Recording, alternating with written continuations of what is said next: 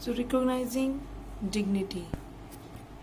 You have understood by now that the caste we were born into, the religion we practice, the class background we come from, whether we are male or female, these are often the things that determine why some people are treated unequally. Om Prakash Valmiki and the Ansari are being treated unequally on the basis of differences of caste and religion. So, when persons are treated unequally, their dignity is violated. The dignity of both Om Prakash Valmiki and the Ansaris was violated because of the way in which they were treated. By picking on him and making him sweep the school because of his caste, Om Prakash Valmiki's schoolmates and teachers hurt his dignity badly and made him feel as if he was less than equal to all other students in the school. So, Om Prakash and Ansari do not deserve to be treated like this. They deserve the same respect and dignity as anyone else. In India, equality is in Indian democracy. The Indian Constitution recognizes every person as equal. This means that every individual in the country, including male and female, persons from all castes, religion, tribes, educational and economic backgrounds are recognized as equal. This recognition of equality includes some of the following provisions in the Constitution. First, that every person is equal before the law. What this means is that every person from the president of the country to Kanta, a domestic worker, has to obey the same law. Second, no person can be discriminated against on the basis of their religion, race, caste, place of the birth, or whether they are female or male. Third, every person has access to all the public places, including playgrounds, hostels, shops, and markets. So, all persons can use publicly available wells, roads, and bathing ghats, etc. Fourth, untouchability has been abolished.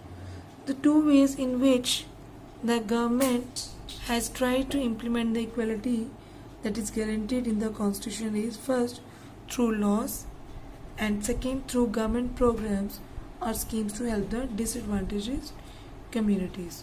One of the steps taken by the government includes the midday meal scheme. Tamil Nadu was the first state in India to introduce this scheme, and in 2001 the Supreme Court asked all the state governments to begin this program in their schools within 6 months. This program has also helped reduce the caste prejudices because both lower and upper caste children in the school ate this meal together and in quite a few places. So Dalit women have been employed to cook the meal. The midday meal program also helps reduce the hunger of the poor students who often come to school and cannot concentrate because their stomachs are empty. So while government programs play an important role in increasing equality of opportunity, there is a much that still need to be done. So while the midday meal program has helped increase the enrollment and attendance of the poor children in the school, and there continues to be the big differences in our country between schools that the rich attended and those that the poor attended.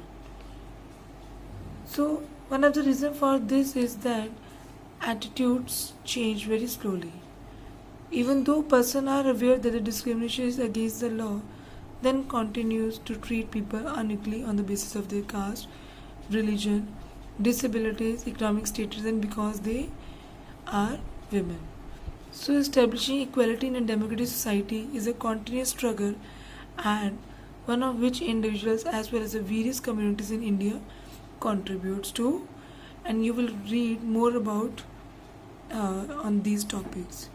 So the issues of the equalities is not only in our country. Issues of equality is also in other countries. You are probably wondering whether India is not the only country. There is inequality in other countries, like for example, in United States of America, the African Americans whose ancestors were the slaves who were brought over from Africa continue to describe their lives today as largely unequal. So this despite the fact that there was a movement in late 1950s to push for equal rights for African American. Rosa Parks was an African American woman. Tired from a long day at work, she refused to give up her seat on a bus to a white man on 1st December 1955. Her refusal that day started a huge agitation against the unequal ways in which African Americans were treated, and which came to known as the Civil Rights Movement. And the Civil Rights Act of 1964 prohibited discrimination on the basis of race, religion, or national origin. It also stated that all schools would be open to African American children and that they would no longer have to attend separate schools specially set up for them. However, despite this, a majority of African American continues to be among the poorest in the country. So most African American children can only afford to attend government school that they have that have fewer facilities and poorly qualified teachers as compared to the white students who either go to private schools or live in areas where the government schools are as highly rated as private schools. So we can say no country can be described as being completely democratic. So there are always communities and individuals try to expand the idea of democracy and push for a greater recognition of equality on existing as well as new issues. So these are the challenges which every country has to face, like the challenge of democracy. So